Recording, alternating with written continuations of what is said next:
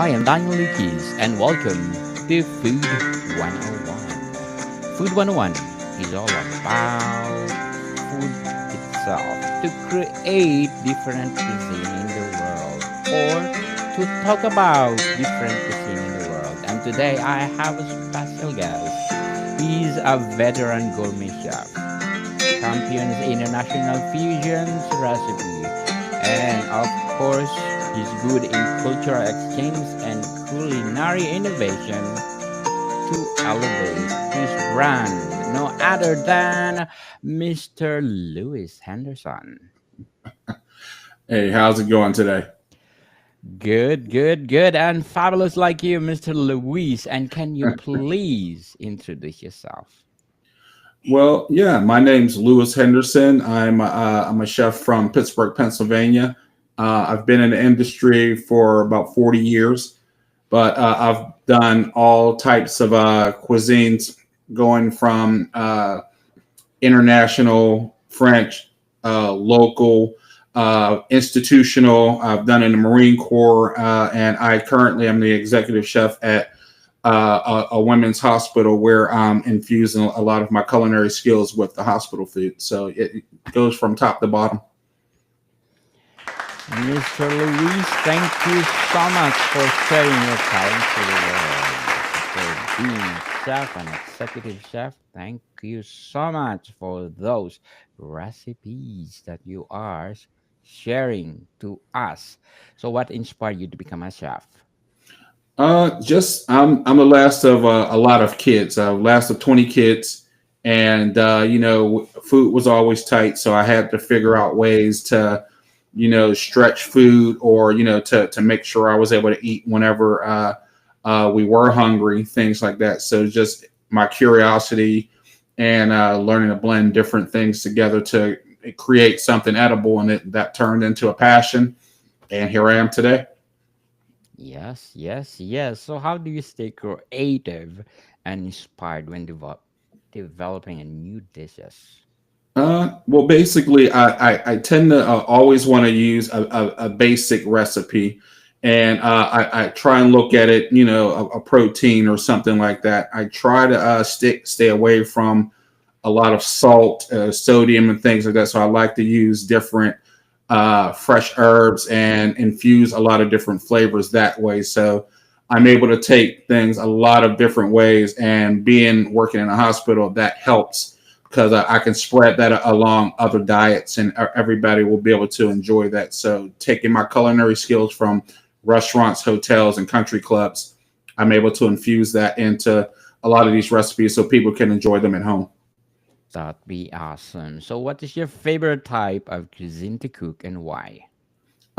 Definitely, a French cuisine is definitely a favorite of mine for the simple reason that I love to, all the sauces, and you can get natural flavors with the butters and herbs and reductions, consistencies, and different things like that. So you can add wine, use those for flavors. So that's the main reason I really love French cuisine.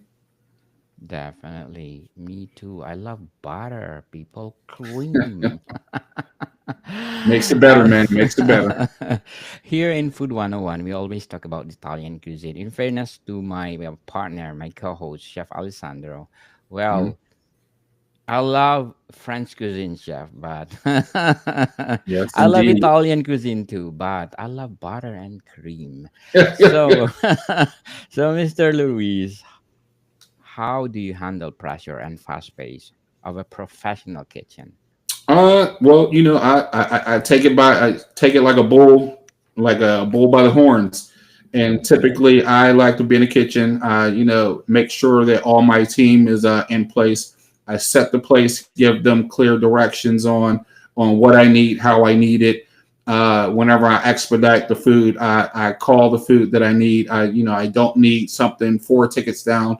I need my first 2 tickets, and then continue to make it go. So I give all my line cooks direction on what they need to sell, and time limits on 2 minutes, 2 minutes, 1 minute sell, things like that. So just make sure you give clear, concise directions on, and let them know what you need, and continue to keep the pace going.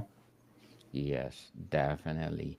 So, can you describe a typical day in your life as a chef or executive chef?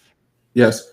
Well, a typical day in a restaurant, I would say I would have to come in and I have to make sure all of the orders came in properly, inspect the food, make sure the temperatures are good, and that would be the first thing. Once I make sure all the equipment's turned on and operating, inspect the and check in the orders, and then make sure that, of course, your staff is in properly. To make sure all invoices are turned in, to make sure the bills get paid.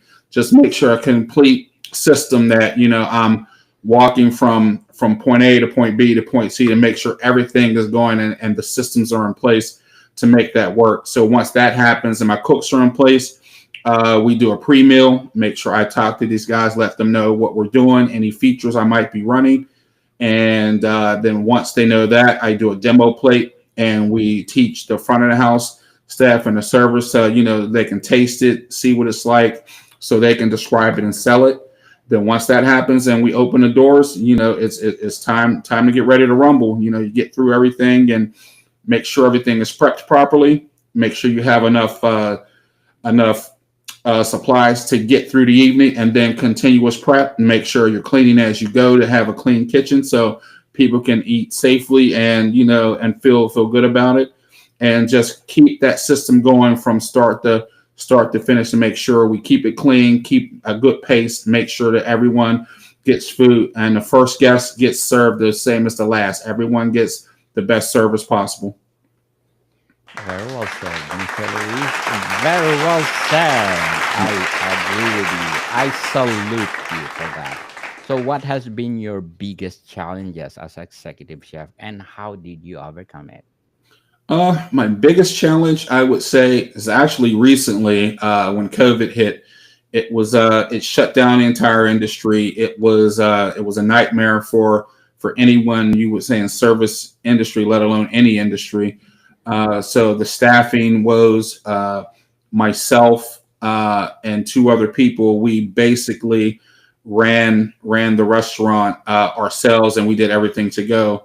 And everything we did, we basically took all that money to build our cash reserves back up so we can bring our staff back, because they were on the brink of shutting down the operation. But for about 6 weeks, me and two other people, we ran the entire operation from open to close, and we built up enough cash reserves so we can bring our team back. And it's a thriving business now. So I feel pretty good about that. That's how we took the onus on our shoulders to make sure that we kept the business running, and we built it up so we can bring the employees back. And now it's flourishing. Yes, flourishing, flourishing. So, how do you approach menu planning and ingredient selection? Well, we always try and go local, but if you want something that's, might want to have an exotic thing every now and then, but you want to make sure it's accessible. And then, of course, fairly priced. So and make sure you can source it and get it on a consistent basis. So you're not getting it one day out of the week and you can't get it two or three others. So you want to make sure it can be sourced properly, and then you want to look at everything, make sure it's all priced to turn a profit. So you can't get the same profit from everything, but if I have a high food cost on one thing, I can have a lower on others to make sure the entire menu comes up to be the designated food cost that I want to hit. Because you can't win on everything, but you want to make sure the entire menu is priced accordingly. I add in labor, I add in utilities, all incidentals. Whenever you're building a menu, I fix all those costs in. And then I also look at the past 2 years worth of invoices or whatever the cost would be, and what the highest numbers are, I attach those to it. So whenever the numbers are lower, the profit's bigger. So I try and put a little bit of science to it whenever but it typically works pretty well for me. Definitely. So, what are some essential skills you think that every aspiring chef should master? Definitely, you definitely need knife skills. You definitely need math, because you have to do a lot of conversions and everything like that, and you don't know when your computer or your cell phone is going to go down, or anything like that. You need those common skills so you can convert something on the fly, and you just need to understand what your measurements are whenever you're doing that, especially if you're baking versus cooking, because baking is more of a science and you want to make sure you have exact measurements. Now, and you just need the general knowledge of sauce making, because if you can make a sauce, you can make a soup. If you can make a soup, you can make a you can make broths. You can make all of these things. So those basic things: knife skills, measurement skills, and general sauce making skills as well. Definitely. I agree, Mr. Lewis. So, how do you stay updated on food trends and new culinary techniques? Well, basically, I typically I read a lot, of course, and then with my purveyors, we go to food shows and see all of the newer toys and items with all the bells and whistles, and you just do different things, and you bring people in from some other purveyors who have some products they might want to sell. You can bring those in and try and innovate some of your other items, so they can bring their product in. You can use their product to make new items. So, it's a win-win for everybody. What is your process for creating a new dish from scratch?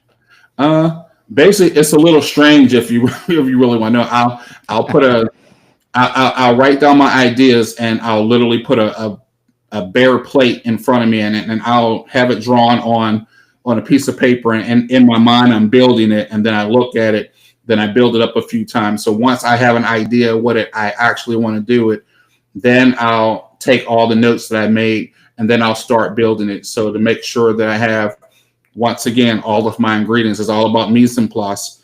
So I got to make sure I have everything available, have everything in house, and then make sure I have enough so I can serve all of the people who are going to be selling it, tasting it, and representing this product. So you got to make sure you have enough, make sure you have it prepped properly and source it, and then you can execute it.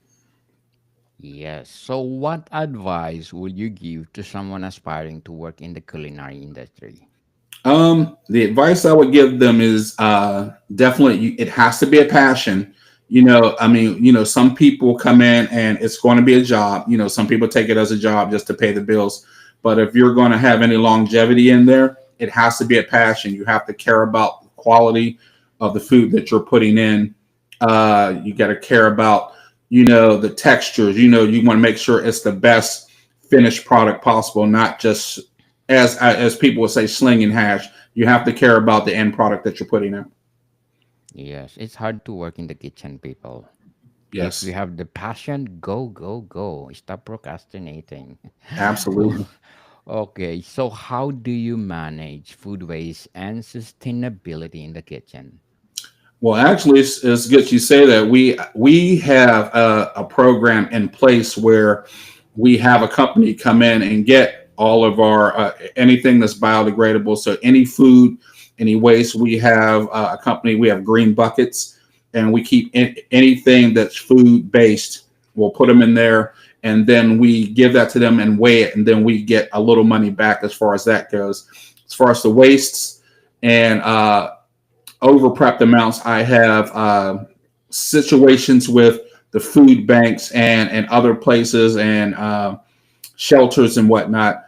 I track everything that we don't waste or over prep. We weigh it, and we make sure we track it that way, so we know what we're prepping. And then each month we look at what we gave away, and then we back down our pars a little bit if we're overproducing. So as a catch 22, so we can watch these numbers and we can reel them down to a little bit lower, so we're not wasting, but we don't want to run out during our busy season. So we take care of that. We make sure everything's weighed, and anything, if we don't donate it or if we don't create specials with it, then at the very end of the shelf life, then we'll put it in the biodegradable containers, and we'll give it that way, and we still get a little back from what we give to the company that regenerates it. Wow, I like that, Mr. Luis. I hope people will do that too, because there's a lot of ways in the kitchen. So, can you share a memorable experience or accomplishment from your career? Yeah. I actually have. I have a couple of different ones, but I say the biggest accomplishment or moment I've had is I was pretty young, and I was working doing my extern in a hospital, and a King Hussein from Jordan, he was getting a liver transplant in the hospital I was working. I was the banquet chef there, and of course, his chef couldn't cook there, but I was chosen to cook his food, and I was basically guided by his personal chef how to cook for him and everything. And I did that for about 6 weeks. So the whole time that he was recovering from his liver transplant, I was actually a personal chef to royalty, basically. So I felt pretty good about that. It was a really nice man, great people. They treated me very well. Good job, Jeffy. Good job. But before we go on, I'm inviting you to please do listen to my other podcast, Book 101 review on my fourth season, people. Fourth season. My fifth season is coming this coming December. And my feature author of the month of November. He is award-winning author and, of course, best-selling author to Mr. Gerald Everett Jones. So please do listen. Book 101 review. And on my fifth season, yes, I have something good for Book 101 review. I'm preparing award-winning and best-selling author too for my feature author of the month of December. And she is not not he. So she is. Spoiler. So, Mr. Luis, how important is teamwork in the kitchen? It's paramount. No one person can do it all alone. You know, you have to have a prep cook to get the cooks ready. You have to have a receiver who's taking the food in to get the food ready for the prep cooks. You have to have dishwashers who are able to have the pans, the dishes, the silverware, and everything that you use to execute what you do. And then, of course, you have to have the line chefs, and you have to have the executive chef to guide everybody. So everybody works together in the kitchen. They call a kitchen system in the French cuisine a brigade system, which is basically like an army, or however you want to call it. But you have to follow the hierarchy, and one has a part to play in executing the kitchen. Yes, you have unity so that there's no chaos in the kitchen. So Yes, sir. how do you handle negative feedback from customers? Well, everyone everyone's entitled to how they express themselves, but the main thing you want to do is to make sure that they feel heard. And that's what most people want. They just want to be heard. So if you're giving a negative feedback, you take it in and you let them finish expressing themselves. You don't cut them off, and let them say what they feel. And then you make sure you address the core issue, what they're saying. Let them know you acknowledge it. Let them know that you feel bad that that happened to them, and you want to do whatever it takes to make it right. So that's how I handle it. I talk to them, I listen, and I let them finish, and I address the core issue that they talk about, and I let them know just by saying, okay, we're going to fix this. That's how we're going to do it. And I give them a solution, and then they can choose if they want to move forward or if they want to refund. But they know that I went the extra mile to say, hey, I can give you another one. I'm going to take it off, and I'm still going to feed you. So you just got to make sure you let them know that they matter. So that's basically how I deal with it. And I would say 9 times out of 10, most of them are going to be happy before they leave. You can't please everyone all the time, but you can definitely give the same effort to help everyone solve whatever issue they may have. Yes, yes, yes. Customers is always right. We are in the business. Yes. What's kitchen gadget or tool you can't live without and why? Uh, I really, if long as I have my chef knife, that's all I need. I mean, I can have a chef knife, or right now I use more of a Santoka knife, but it's still kind of like a chef knife. I Yes. can carve, debone, or do pretty much anything with it, and fabricate, and I can still cut, dice, slice, and everything. So as long as I can have that, I can, my other skills will be fine with everything else. But as long as you have a good knife, uh, I can do many things with just having my knife, and my other utensils are going to be there anyway. But I can't live without my knife. Yes, yes. If you're a chef, knife is very important. You Yes, should it is. have your own knife. Yeah. Do you have a favorite ingredient you love to work with? hmm. Let me think.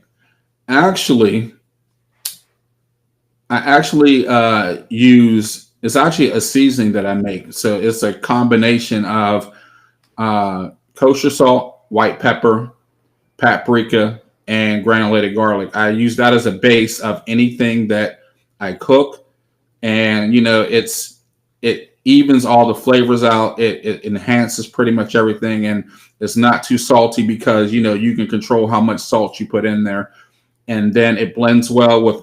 I I use it with pretty much anything. My wife calls it loose spice. So I have my own loose spice that I use Mm, on any and everything that I cook.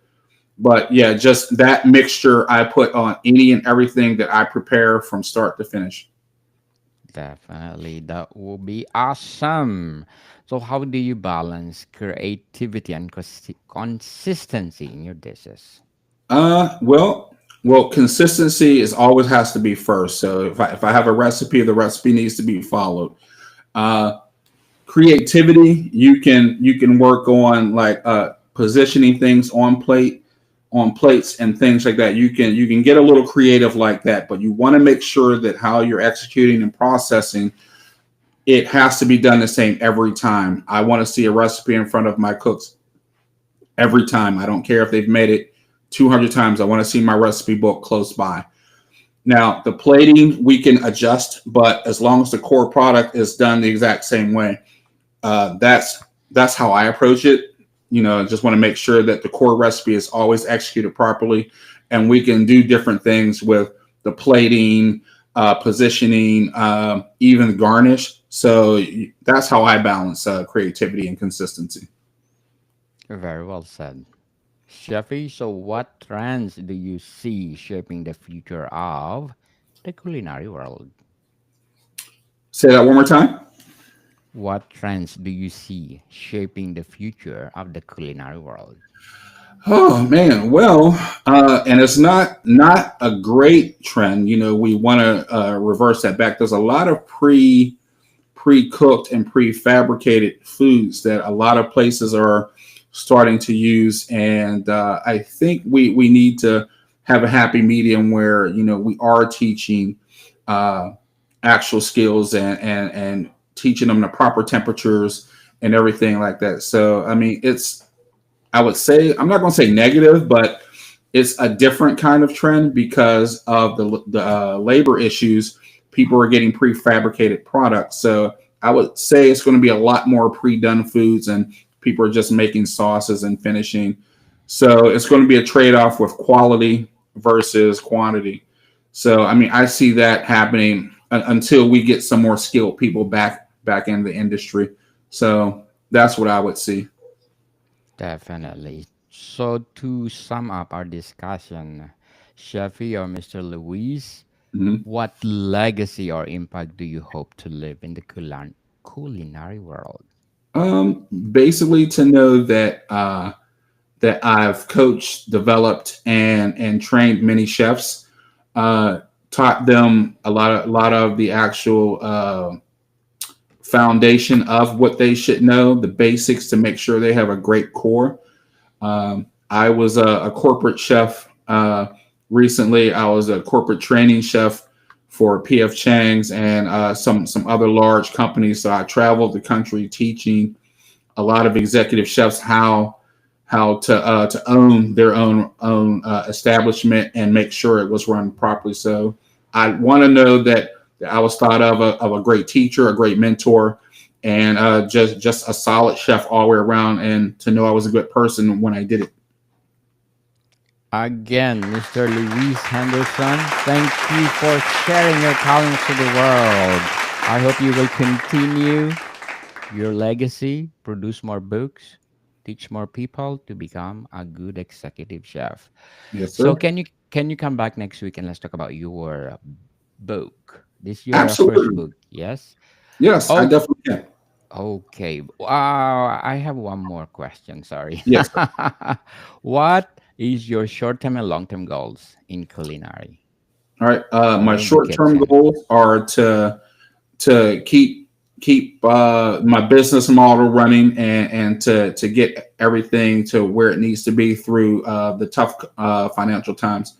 Long term would be to open my own nonprofit community kitchen type style setup where veterans like myself, uh, children or at risk people or people who need skills or something like that, trying to find some type of operation that I can give back all these skills that I've learned over the 40 years I've been in the business. So I just want to give back.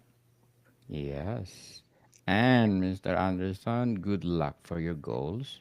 All right. I And appreciate that. I hope it will come true and you will continue empowering people all over the world in terms of culinary. So, can you please invite our listeners to buy your book or projects that you're doing right now? Absolutely. Well, just you have my international fusion recipes, and you also have my other book, which is called The Bachelor's Guide, and it teaches other people to cook and do other things as well. But they're both listed on Amazon. You can look it up by looking up Louis J. Henderson, and you can find both of them on there. It's an amazing thing. It's a great read, and you have some great food products coming from it. Yes, people, let's support Mr. Luis Anderson because if you support him, more books to come, more coaching to come, more empowerment to come. So tune in next week. We're gonna talk about his first book. So, Mr. Luis Anderson, thank you for your time. All right, thank you very much. You have a very very wonderful evening, all your guests. More to come, people. See you soon. All right. So, Mr.